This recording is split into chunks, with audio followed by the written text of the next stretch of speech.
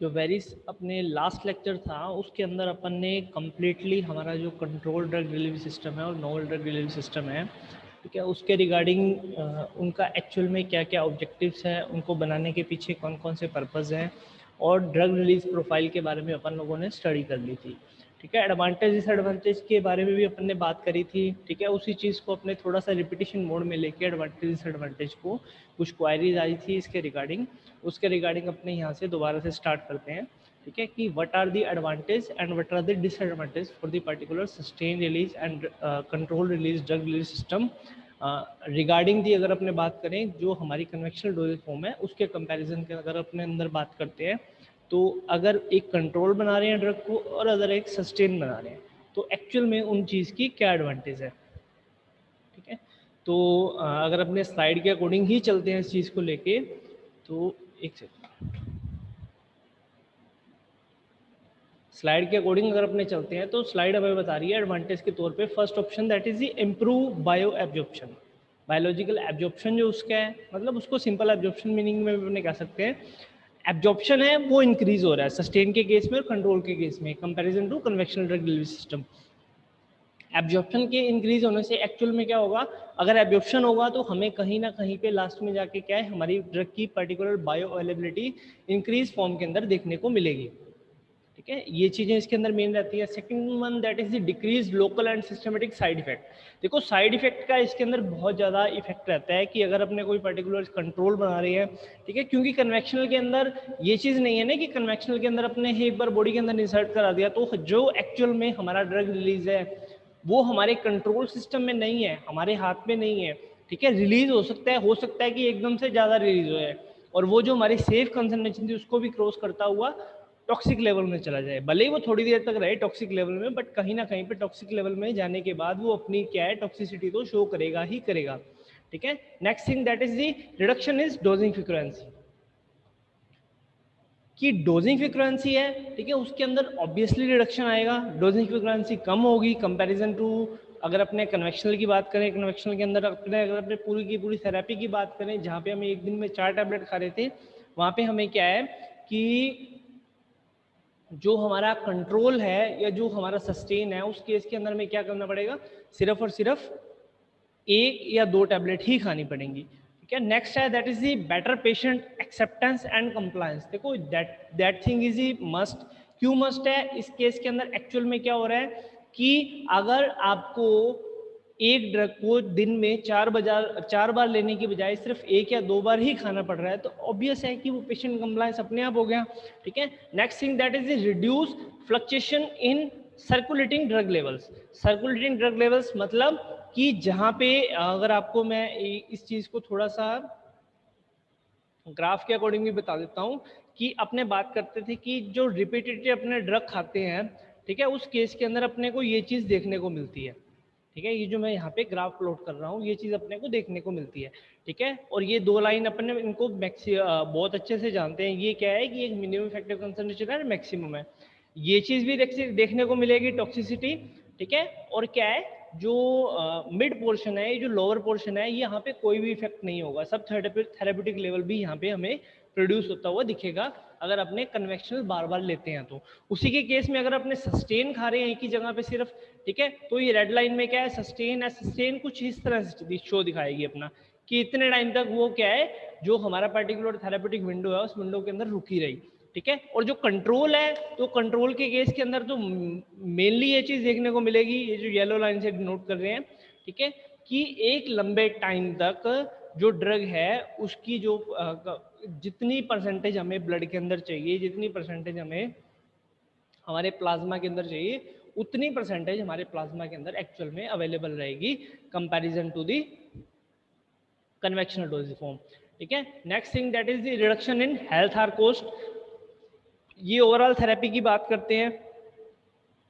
Reduction जो cost की बात आती है, कॉस्ट एडवांटेज भी है, कॉस्ट डिसएडवांटेज भी है। एडवांटेज उस केस में अगर लंबे टाइम तक थेरेपी ली जाती है तो हमें कहीं ना कहीं पे हमारा जो सस्टेन है या हमारा जो कंट्रोल है उसके अंदर हमें उस चीज़ की एडवांटेज देखने को मिलती है, क्योंकि ओवरऑल थेरेपी का कॉस्ट जो है वो कम पड़ता है। बट रेदर देन अगर अपने सिंगल थेरेपी ले कि हमने एक दिन या 2 दिन ही टैबलेट खानी है, दो टैबलेट खानी है, 4 टैबलेट खानी है, उस केस के अंदर जो कन्वेक्शनल टैबलेट है वो सस्ती पड़ती है कंपैरिजन टू दी कंट्रोल और सस्टेन, ठीक है। And last one that is the bio availability of certain drug can be increase. देखो एब्जॉर्प्शन के बारे में बताया था कि हमें कहीं ना कहीं पे सस्टेन के अंदर और कंट्रोल के अंदर ड्रग का एब्जॉर्प्शन बहुत ज़्यादा देखने को मिलता है comparison to convectional dosages form के कंपैरिजन में। तो ऑब्वियस है कि अगर एब्जॉर्प्शन इंक्रीज हो रहा है तो क्या होगा, लास्ट में बायो अवेलेबिलिटी भी इंक्रीज होगी। और इसी तरीके से अपने इसकी कुछ डिसएडवांटेजेस की बात करते हैं, ठीक है। डोज डंपिंग के बारे में कल भी एक क्वायरी आई थी, ठीक है। डोज डंपिंग एक्चुअल में हमें देखने को मिलती है। देखो डोज डंपिंग हो रही है, ये जरूरी नहीं है कि हमारा वो फार्मास्यूटिकल मतलब हमारी वो फार्मास्यूटिकल गलती है, मतलब प्रोडक्शन का कोई लॉस है, प्रोडक्शन की कोई गलती की वजह से डोज डंपिंग हो रही है। ये डोज डंपिंग क्या है, एक्चुअल में पेशेंट की वजह से भी हो सकती है। ये चीज़ भी हमें देखनी पड़ेगी, क्योंकि कल एक क्वायरी आई थी कि सर हमारी तो कोई गलती नहीं है, हमने तो प्रोडक्ट सही बनाया है। बिल्कुल हम लोगों ने प्रोडक्ट सही बना के दिया है, बट पेशेंट ही अगर उसको गलत तरीके से ले रहा है, ठीक है। उसको बोला गया है कि आपको दिन में एक टाइम में सिर्फ एक ही टैबलेट लेनी है, ठीक है। और वो थोड़ा सा अनएजुकेटेड होने की वजह से, ठीक है, या उसको कुछ अपने सोच की वजह से क्या है, उसने एक ही टाइम पे 2 टैबलेट खा ली, तो उस केस के अंदर जो टॉक्सिसिटी है वो एक लंबे टाइम तक क्या है वहाँ पे बॉडी के अंदर रहेगी। इस तरह की प्रॉब्लम्स भी हमें देखने को मिलती हैं, ठीक है। फिर थोड़ी सी बात आती है कि डोज जो एडजस्टमेंट है कहीं ना कहीं पे वो भी मुश्किल रहता है जब अपने सस्टेन की बात करते हैं, जब अपने कंट्रोल की बात करते हैं, ठीक है। देखो जब कन्वेक्शनल के अंदर कहीं ना कहीं पे डोज एडजस्टमेंट जल्दी हो जाता है। क्यों हो जाता है? क्योंकि कन्वेक्शनल के अंदर एब्जॉर्ब भी जल्दी हो रही है ड्रग, उसका रिलीज भी हमारे ब्लड के अंदर जल्दी हो रहा है, रिलीज होने के बाद उसका एलिमिनेशन भी जल्दी हो रहा है, ठीक है। बट कंट्रोल के अंदर क्या है एक्चुअल में कि एब्जॉर्ब कराना एक अलग पार्ट है, एब्जॉर्ब कराने के बाद वो कितनी देर तक ब्लड में रहती है, ये चीज देखना भी उसके अंदर एक्चुअल में बहुत ज्यादा इंपॉर्टेंट है। वो लंबे टाइम तक अगर हमारे ड्रग ब्लड में टिकी हुई है तो हमें ये चीज़ कहीं ना कहीं पे देख के चलनी पड़ेगी कि हम नेक्स्ट डोज उसकी कब अप्लाई करें, ठीक है, कब डोज दें। एलिमिनेट उतनी जल्दी तो नहीं हो रही है ना जितनी जल्दी हमारी जो कन्वेक्शनल डोजेज फॉर्म है वो एलिमिनेट हो रही थी।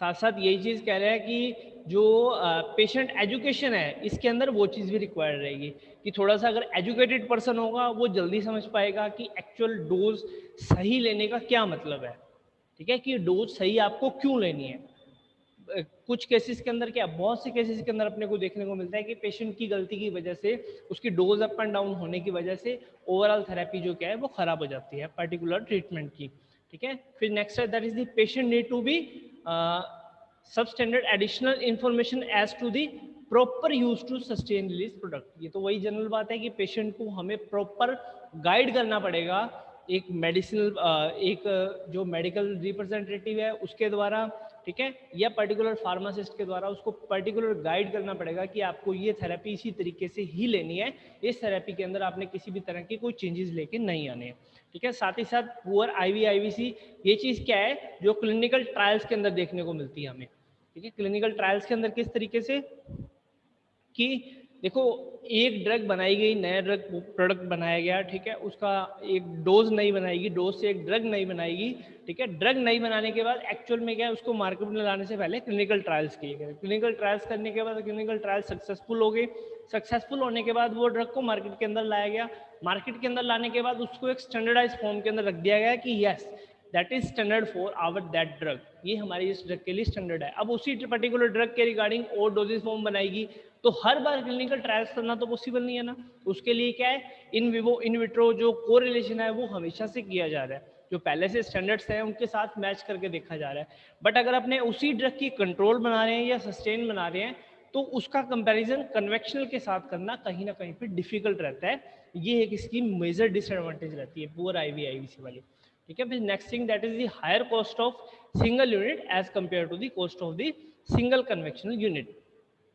ये चीज मैं आप लोगों को पहले भी बता चुका हूँ, लास्ट जो अपनी स्लाइड है उसके अंदर भी अगर एक सिंगल यूनिट की बात की जाती है तो सिंगल यूनिट के अंदर क्या है एक्चुअल में ये जो कॉस्ट है वो महंगी पड़ती है एक सिंगल टैबलेट के लिए या एक सिंगल कैप्सूल के लिए या सिंगल डोजेज फॉर्म के लिए, ठीक है। Next thing that is the stability problem. Stability problem actual में फार्मास्यूटिकल प्रॉब्लम्स की बात कर रहे हैं यहाँ पे स्टेबिलिटी के अंदर, ठीक है। ये सारे के सारे जो इसने पॉइंट्स दे रखे हैं ये सारे के सारे इसमें से कुछ फार्मास्यूटिकल पॉइंट भी हैं इसके अंदर, जो कुछ एडीएमई पॉइंट भी है इसके अंदर, जो फार्माको डायनामिक पॉइंट्स भी हैं, फार्माको काइनेटिक्स पॉइंट भी है, वो सारे के सारे पॉइंट इसने एक चीज़ के अंदर मर्ज कर दिए हैं, ठीक है। स्टेबिलिटी प्रॉब्लम्स जनरली जब अपने फॉर्मुलेशन करते हैं उस टाइम की बात होती है। हो सकता है कि कोई एक्सिपिएंट जो है वो हमारी पर्टिकुलर ड्रग के साथ स्टेबल रहे ही ना, तो अपने उसको किस तरीके से बनाएं। कोई पॉलीमर एक पर्टिकुलर हमारी जो ड्रग है उसके तब स्टेबल रहे ही ना, अगर नहीं स्टेबल रहेगा तो एक्चुअल में क्या आएंगी, लास्ट में जाके स्टेबिलिटी प्रॉब्लम्स आएंगी। कोई ऐसा पॉलीमर हो कि हमने बना तो दिया बट वो एसिडिक कंडीशन के अंदर जाने के साथ ही वो क्या है, बस्ट हो गया, डिसइंटीग्रेट हो गया, टूट गया, ठीक है, डिग्रेड हो गया। तो एक्चुअल में हम अब क्या करें, वो चीजें भी हमें इस चीज को साथ में मेंशन करके चलनी पड़ेंगी अगर हम कोई एक पर्टिकुलर फार्मास्यूटिकल प्रोडक्ट कन्वेक्शनल के कंपैरिजन के अलावा अगर अपने कंट्रोल या सस्टेन बना रहे हैं तो। साथ ही साथ इसमें बात करते हैं अपने नेक्स्ट कि ड्रग जो सिलेक्शन क्राइटेरिया है वो किस तरीके का रहता है, जो सस्टेन के अंदर और जो अपने कंट्रोल के अंदर बात करते हैं। तो इसके अंदर जो फर्स्ट है, ठीक है, दैट इज वो क्या है कि physiochemical properties of drug. Various physiochemical properties अपने शुरू से पढ़ते आ रहे हैं, किसी ड्रग की हमेशा अफेक्ट करती हैं।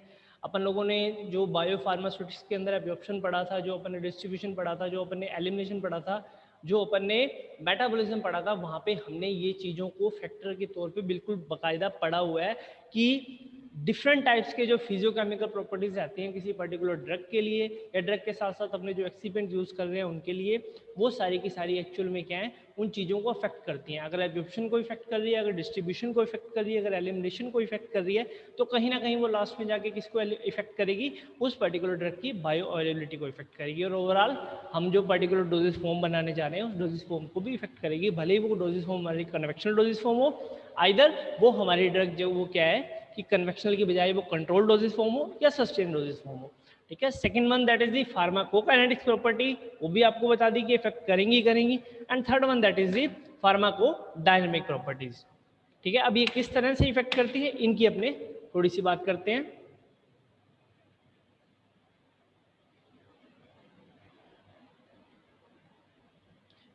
फर्स्ट है फिजियोकेमिकल प्रॉपर्टीज ऑफ ड्रग। ठीक है। फिजियोकेमिकल प्रॉपर्टीज के अंदर जो पहली चीज कह रहा है that is the molecular weight of drug. ठीक है। मॉलिक्यूलर वेट हमारी ड्रग का किस तरीके का है, ये सबसे ज्यादा सबसे पहली चीज रहती है किसी भी पर्टिकुलर डोजेस फॉर्म को बनाने के लिए। जो अफेक्ट करता है फैक्टर, वो सबसे बड़ा पहला फैक्टर यही होता है कि हमें एक ड्रग का, फॉर एग्जांपल हमें उसका माइक्रो कैप्सूल बनाना है, फॉर एग्जांपल हमें उसका माइक्रो सस्पेंशन बनाना है, फॉर एग्जांपल हमें उसका माइक्रो इमल्शन बनाना है। बट अगर ड्रग का मॉलिक्यूलर वेट ही बहुत ज़्यादा है, उस मॉलिक्यूलर वेट के अकॉर्डिंग अपने उसका नैनो इमल्शन, नैनो सस्पेंशन या कोई और पार्टिकल्स बनाना चाहें कंट्रोल फॉर्म के अंदर, हम नहीं बना सकते, तो हम क्या करें। तो एक्चुअल में क्या है कि ड्रग की मॉलिक्यूलर वेट के साथ ही हमें चलना पड़ेगा, जिस हिसाब का ड्रग का मॉलिक्यूलर वेट है उस हिसाब की ही हम डोजेस फॉर्म वहाँ पे तैयार कर सकते हैं। ठीक है। Second thing that is the aqueous solubility, यानी कि वाटर के अंदर, सिंपल सी बात कि वाटर के अंदर वो ड्रग कितनी सोल्यूबल है। ठीक है। एक्वस पार्ट के अंदर वो ड्रग कितनी सोल्यूबल है, सोल्यूबल होती है तो हम ड्रग बना रहे हैं। फॉर एग्जांपल हम टैबलेट बना रहे हैं, टैबलेट के अंदर हम वेट ग्रैनुलेशन कर रहे हैं, वेट ग्रैनुलेशन के अंदर हम कोई पर्टिकुलर व्हीकल ले रहे हैं, तो वहाँ पे हमें ये डिसाइड करना पड़ेगा, इसी से वो चीज़ डिसाइड होगी कि हमें व्हीकल किस नेचर का लेना है, एक्वस नेचर का लेना है या नॉन एक्वस नेचर का लेना है। ये सारी की सारी चीज़ें अफेक्ट करेंगी एक्चुअल में। Third thing that is the apparent partition और coefficient of drug. Partition drug coefficient, partition coefficient generally यहाँ पे बोला जाता है कि पार्टीशन कोफिशिएंट क्या है, एक्चुअल में ड्रग की जो फिजियोकेमिकल प्रॉपर्टीज है उनके अंदर इसका एक मेजर पार्ट रहता है कि कितना पार्ट जो है वो तो जा रहा है किसकी साइड, एक्वस की साइड, और कितना पार्ट है वो किसकी साइड जा रहा है, नॉन एक्वस की साइड जा रहा है। ठीक है। उनका कंपैरिजन, उनका रेशियो हमें अगर पता होगा तो उसी हिसाब से क्या है हमारा सिलेक्शन ऑफ सॉल्वेंट रहेगा कि हमारा सॉल्वेंट है हम उसकी तरीके से उसको सेलेक्ट करें। ठीक है। उसके साथ साथ हम ड्रग को फॉर्मुलेट करने में किस तरीके से, कि हमें पता है कि ड्रग ऐसी भी नहीं है कि लास्ट में जाके ड्रग की सॉल्युबिलिटी बिल्कुल ही ना रहे, वो एक्वस सोल्यूबल बने ही ना ड्रग हमारी, वो ड्रग कुछ इस तरह की बन जाए कि वो अपने आप में किस नेचर की हो, हाइड्रोफिलिक की बजाय हाइड्रोफोबिक नेचर की हो। हाइड्रोफोबिक के नेचर के अंदर नो डाउट एक चीज और प्लस में रहेगी कि उसका एब्जॉर्प्शन जल्दी हो जाएगा, बट एब्जॉर्प्शन कराने के लिए हमें उसको स्टमक में ले जाकर डिजोल्व भी तो कराना पड़ेगा, और डिजोल्व कराने के लिए हमें क्या है, उसकी हाइड्रोफिलिसिटी भी चाहिए रहेगी। ठीक है। तो इन चीजों को साथ में लेके हमें चलना पड़ेगा कि हाइड्रोफिलिसिटी भी चाहिए लाइपोफिलिसिटी भी चाहिए। वो यहाँ पे उनके पार्टीशन कोफिशिएंट की हेल्प से एक पर्टिकुलर ड्रग के हम निकालेंगे, फिर आगे चल के हम सिलेक्शन करेंगे कि हमारे जो सॉल्वेंट है, हमारे जो एक्सिपेंट्स हैं, उनका किस तरीके से हमारा सिलेक्शन किया जाए दैट कि हम उस पर्टिकुलर डोजेज फॉर्म की तरफ मूव कर सकें। ठीक है, नेक्स्ट है that is the drug pK and ionisation of physiological pH. ये अपन लोगों ने बायोफार्मास्यूटिक्स के अंदर इसको कंप्लीटली डिटेल में पढ़ा है कि ड्रग पीके और उसका पार्टीशन कोफिशिएंट के साथ साथ उसका आयनाइजेशन, कितने पार्ट उसके आयनाइजेशन फॉर्म के अंदर आ रहे हैं और कितने पार्ट उसके अनआयनाइज फॉर्म में रह रहे हैं। वो चीज़ें भी क्या है लास्ट में उस पर्टिकुलर ड्रग को फॉर्मुलेट करने में, उस पर्टिकुलर डोजेज फॉर्म को सॉरी ड्रग से उस पर्टिकुलर डोजेज फॉर्म को फॉर्मुलेट करने में एक्चुअल में हेल्प करती हैं। तो ये भी क्या है एक मेजर फैक्टर के तौर पे काम करता है। Next thing that is the drug stability. Stability हमेशा से ही इंपॉर्टेंट रही है। देखो ड्रग स्टेबल होगी, पहली बात ड्रग स्टेबल है, कहाँ पे स्टेबल है, कितने टेम्परेचर पे स्टेबल है, कितने प्रेशर पे स्टेबल है, कौन से नेचर में स्टेबल है, कौन से सॉल्वेंट में स्टेबल है। ऐसा तो नहीं है कि उसको एक्वस में डाल दिया तो वो अनस्टेबल होगी, ऐसा तो नहीं है कि उसको नॉन एक्वस में डाल दिया तो वो अनस्टेबल होगी। वो चीज़ें हमें एक्चुअल में देखनी पड़ेंगी। ड्रग की प्रॉपर्टीज़ को हमें प्रॉपरली कंप्लीटली उसको डिटेल के अंदर स्टडी करना पड़ेगा। ठीक है, उसके अंदर कौन कौन से बॉन्ड है, उनकी उसकी जो केमिकल नेचर है उसके बारे में हमें पता होना चाहिए, जिससे क्या है कि हम एक्चुअल में उसकी जो फिजिकल प्रॉपर्टीज है उसको हमने पता लगा सकें, और पता लगाने के बाद हम ये देख सकें कि एक्चुअल में ये जो हमारी ड्रग है कौन से एक्सीपेंट के साथ स्टेबल रह रही है, कौन से एक्सीपेंट के साथ वो स्टेबल नहीं रह रही है। स्टेबल नहीं रह रही है तो हम कौन सा तरीका अपनाएं जिससे वो पर्टिकुलर ड्रग जो हमारी स्टेबल रहने लग जाए। ठीक है, ये सारी की सारी चीज़ें अपने इसके अंदर स्टडी करके चलेंगे। Next one that is the mechanism and site of action. ये भी सबसे फिर वही नेक्स्ट बात कि अगर एक पर्टिकुलर हमने एब्जॉर्ब तो करा दिया, एब्जॉर्ब कराने के बाद एक्चुअल में हम उसके अंदर डिसइंटीग्रेटेड डिजोल्व तो करा दिया, एक टैबलेट की बात करें तो अब अपने उसको एब्जॉर्ब कैसे कराएं। एब्जॉर्ब भी करा दिया तो आगे चल के एक्चुअली उसको जहाँ पे जाके बाउंड होना था, जिस जगह पे जाके उसको अटैच होना था, उस जगह पे जाके हमारी ड्रग वो अटैच हो पा रही है या नहीं हो पा रही है, ये भी एक मेजर पार्ट रहेगा। ठीक है, तो ये भी एक क्या है प्रॉपर्टीज, मतलब एक फैक्टर के तौर पे भी चलेगा और एक उसकी प्रॉपर्टी को हमें स्टडी करके चलना पड़ेगा। ये इसका एक फैक्टर भी रहेगा अगर अपने पर्टिकुलर फॉर्मुलेशन बना रहे हैं तो, और उसकी एक प्रॉपर्टी भी रहेगी कि इसको अपने स्टडी करके चलेंगे। और फिर next that is the biopharmaceutical concept of route of administration. Route of administration अपने आप में हमेशा मेजर रहेगा कि अपने किसी पर्टिकुलर ड्रग का किस तरीके की, मतलब किस रूट से उसकी फॉर्मुलेशन बना रहे हैं, उसका अपने टैबलेट कैप्सूल बना रहे हैं, उसका ओरल रूट से कोई सोल्यूशन बना रहे हैं, उसका अपने कोई डर्मिक रूट से बना रहे हैं, उसका अपने कोई आईवी रूट से बना रहे हैं, उसका अपने कोई आयमल रूट से बना रहे हैं। ठीक है, वो डिपेंड करता है कि ड्रग की नेचर कैसी है। ठीक है, और वो एक्चुअल में कौन से रूट के लिए स्टेबल है। ठीक है, सबसे बड़ी बात ये भी तो होती है कि ड्रग की नेचर के अकॉर्डिंग ही एक्चुअल में लास्ट में जाके डिसाइड होता है कि एक पर्टिकुलर ड्रग कुछ इस तरह की है जिसका कि कंप्रेशन हो ही नहीं सकता, उस पाउडर का उस ड्रग का कंप्रेशन हो ही नहीं सकता, तो अपने उसकी टैबलेट कैसे बना लेंगे। ठीक है, फिर उसका अपने कैप्सूल बनाने की भी सोचते हैं कि फॉर एग्जांपल ये भी है कि वो जेलेटिन के साथ स्टेबल ही नहीं है। ठीक है, फिर अपने क्या है कि कुछ जिनसेन की साइड इस तरफ मूव करने की कोशिश करते हैं, वो भी नहीं बनता है। फिर आगे चल के अपने कुछ और उसकी पॉसिबिलिटीज ढूंढते हैं, उसका एमल्शन बनाते हैं, उसका सस्पेंशन बनाते हैं, अल्टीमेट वो भी अनसक्सेसफुल हो जाता है। फिर अपने आईवी की तरफ मूव करते हैं, आईएम की तरफ मूव करते हैं, उनमें से मे भी कोई एक चीज सक्सेसफुल हो जाती है कि उसका आईएम बन जाता है या आईवी बन जाता है, जो कि क्या है हमारा जो वाटरफॉल इंजेक्शन है। ठीक है, उसके साथ उसकी ड्रग की स्टेबिलिटी हमें शो हो जाती है, तो हम कहीं ना कहीं पे किसकी तरफ फिर लास्ट में मूव करेंगे, उस पर्टिकुलर ड्रग को उस पर्टिकुलर रूट की तरफ लेके जाएंगे कि उसकी हम उसकी वैसी ही फॉर्मुलेशन बनाएं जैसा हम अपने उसका रूट ऑफ एडमिनिस्ट्रेशन कर सकते हैं। ठीक है, नेक्स्ट थिंग दैट इज दी ये इसने उसको 3 पार्ट्स के अंदर उस जो रूट ऑफ एडमिनिस्ट्रेशन है उसको डिवाइड कर रखा है। First thing is oral route, second thing is intramuscular और subcutaneous route, and last one that is the transdermal route. अगर अपने ये कंट्रोल के तौर पे बात करें तो ओरल रूट के अंदर वेरियस टाइप की टैबलेट्स आती हैं, मैट्रिक्स टैबलेट्स आती हैं। ठीक है, हैवी कोटेड टैबलेट्स आती हैं जिनकी फिल्म कोटिंग कर दी जाती है। ठीक है, इस टाइप्स की टैबलेट्स ओरल रूट के थ्रू जो है सस्टेन और कंट्रोल दोनों आती हैं। आप लोगों ने जनरली सुना भी होगा XR tablet, control release tablet, SR tablet. ठीक है, तो वो सारी की सारी इस कैटेगरी में आती हैं। इंट्रामस्कुलर जो इंजेक्शंस आते हैं या सबक्यूटेनियस इंजेक्शंस आते हैं, ठीक है, डिफरेंट टाइप्स के वो भी इंजेक्शन इसके अंदर अपने क्या है सस्टेन या कंट्रोल की फॉर्म में बना सकते हैं। वेरियस टाइप्स के इंट्रामस्कुलर इंजेक्शन ऐसे आते हैं कि जिनको एक बार बॉडी के अंदर इंसर्ट कराने के बाद उस पर्टिकुलर पोर्शन के अंदर जाके क्या है वो प्रेसिपिटेट हो जाते हैं।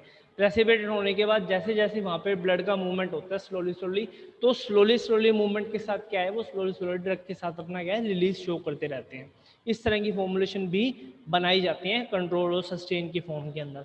और last one that is the transdermal route, transdermal patches आते हैं या डिफरेंट टाइप्स के अदर इंजेक्शंस भी आते हैं जिनको क्या है डर्मा यानी कि स्किन का जो अपर पार्ट है उसको कट करके उसके अंदर पैचेस को इंसर्ट करके लगा दिया जाता है, जो कि क्या है ड्रग का रिलीज जो है स्लोली स्लोली एक टाइम तक हो गया है लंबे टाइम तक करते रहते हैं।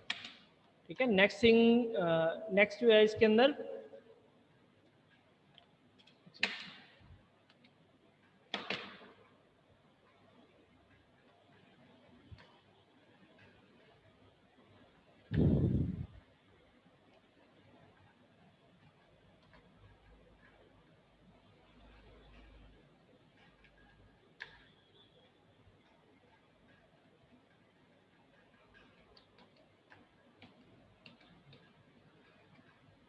नेक्स्ट अपने पढ़ते हैं इसके अंदर फार्माकोकाइनेटिक्स के बारे में various.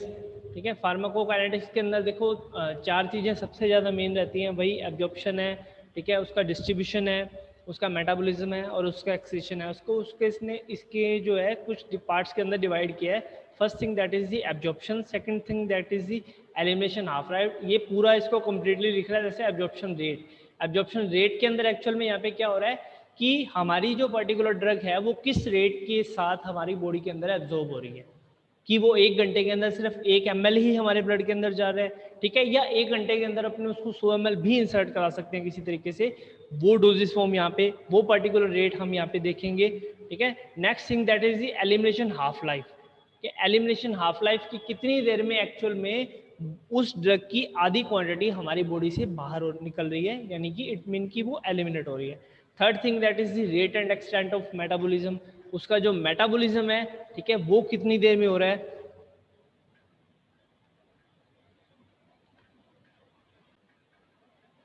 Next thing that is the rate and extent of metabolism, कि उसका मेटाबॉलिज्म किस तरीके से हो रहा है। उससे नेक्स्ट है डोजेस फॉर्म इंडेक्स। ठीक है, डोजेस फॉर्म इंडेक्स के बारे में अपने कंप्लीटली हमारे बायोफार्मास्यूटिक्स के अंदर स्टडी कर चुके हैं। ठीक है, इसके इंडेक्स की अपन ने बात करी है कि वो पर्टिकुलर जो है उस ग्राफ के अंदर अगर अपने बात करते हैं कि मिनिमम इफेक्टिव कंसंट्रेशन और मैक्सिमम सेफ कंसंट्रेशन के बीच में हमारी ड्रग जो है वो कितने टाइम तक एक्चुअल में स्टेबल रह सकती है। ठीक है, नहीं रहती है, एलिमिनेट होती है जल्दी, तो क्यों एलिमिनेट होती है, किस रीजंस की वजह से एलिमिनेट होती है। ठीक है, और एलिमिनेट होने के बाद क्या आपने उसको उस पर्टिकुलर इंडेक्स के अंदर लेके जा सकते हैं या नहीं लेके जा सकते हैं, उन चीज़ों की स्टडी अपने को इसके अंदर एक्चुअल में करनी है। ठीक है, साथ ही साथ है plasma protein binding. Plasma protein binding अपने आप में हमेशा से इंपॉर्टेंट रहती है। प्लाज्मा प्रोटीन बाइंडिंग होगी ड्रग की, ठीक है, प्लाज्मा के साथ बाइंडिंग होगी तभी उसका पर्टिकुलर हमारी बॉडी के अंदर जाके किसी न किसी तरह का फार्माकोलॉजिकल या अपने को एक्शन देखने को मिलेगा, और एक्शन देखने को मिलेगा एक्चुअल में तभी अपने उस पर्टिकुलर डिजीज से क्या हो पाएंगे, क्योर हो पाएंगे। तो ये भी एक तरह से फैक्टर ही हैं और सबसे मस्ट फैक्टर रहते हैं जो हमारे जो फिजियो केमिकल या फिजिकल फैक्टर्स की अपने बात करते हैं, जो अपने लास्ट स्लाइड के अंदर बात करी। ठीक है, ये हमारे फार्माकोकाइनेटिक्स फैक्टर हैं। ठीक है, और फैक्टर कह लो इसको, प्रॉपर्टीज कह लो, कि ये इन चीज़ों को अपने को इसको क्या है इसके साथ मेंशन करके चलना ही पड़ेगा। ठीक है, next thing that is the pharmacodynamic properties. इसके अंदर अपने दो चीज़ों के बारे में देखते हैं कि पहली चीज़ कि हमारी जो थेराप्यूटिक इंडेक्स है, रेंज है, वो हमें कितनी देखने को मिल रही है, कितनी देर तक अगर जो हमारी ड्रग है वो हमारी थेराप्यूटिक जो इंडेक्स है उसके अंदर रह रही है। रहने का मतलब क्या है कि वो इंडेक्स इस चीज़ के लिए बनी हुई है कि उस चीज़ के अंदर अगर वो रहेगी तो एक्चुअल में क्या करेगी, वो अपना इफेक्ट शो करेगी। उसका सीधा सीधा मतलब ये है कि उस एरिया के अंदर रहने का मतलब है कि अपना एक्शन जो है वो कितनी देर तक प्रोड्यूस कर दिए। और next one that is the plasma concentration response relationship. वो ग्राफ के अंदर अपने इसको कंप्लीट डिटेल के अंदर अपना स्टडी कर चुके हैं। ठीक है, कि वो जो ड्रग है हमारी बॉडी के अंदर एक्चुअल में कितनी देर तक रहेगी, और एक्चुअल में कितनी देर तक रहने के बाद, ठीक है, कि कितना उसने एक्शन प्रोड्यूस किया और कितना उसने एक्शन नहीं प्रोड्यूस किया, उसका ग्राफ अपन कंप्लीटली इसके अंदर निकाल के देखते हैं। और एक्चुअल में ड्रग इंडेक्स जो है इससे लास्ट में निकलता है कि कितनी देर तक ड्रग जो है हमारी बॉडी के अंदर रही, स्टार्टिंग ऑफ एब्जॉर्प्शन से लेके एलिमिनेशन जीरो होने तक, एलिमिनेशन नील होने तक। उसका कितना टाइम हमारी बॉडी के अंदर कुछ ना कुछ पार्ट अवेलेबल रहा, वो चीज़ों की भी अपने स्टडी इसके अंदर जरूरी है, क्योंकि ये कंट्रोल है। कंट्रोल का मतलब है जनरली, कंट्रोल या सस्टेन का मतलब है कि नॉर्मल जो हमारी डोजेस फॉर्म थी वो नॉर्मल डोजेस फॉर्म के कंपैरिजन में ये जो हमारी डोजेस फॉर्म रहेगी ये लंबे टाइम तक हमारी बॉडी के अंदर रहेगी, अवेलेबल रहेगी। ठीक है, अगर वो 2 घंटे रह रही तो ये 6 घंटे रहेगी, अगर वो 6 घंटे रह रही तो ये 12 घंटे रहेगी, 24 भी रह सकती है, 1 महीने भी रह सकती है, 1 साल भी रह सकती है। वो डिफरेंट टाइप्स की डोजेस फॉर्म बनाई जाती हैं। ठीक है, उनके साथ साथ क्या है, वो पर्टिकुलर डोजेस फॉर्म बनाने के साथ साथ उनके इफेक्ट देखे जाते हैं कि एक्चुअल में वो हमारी बॉडी के अंदर कितनी देर तक रह रही हैं, कितने लंबे टाइम तक रह रही हैं, कितनी देर में एब्जॉर्ब हो रही हैं, कितनी देर में एलिमिनेट हो रही हैं। वो सारी की सारी चीज़ों की स्टडी क्या है अपने इन चीज़ों के अंदर करते हैं।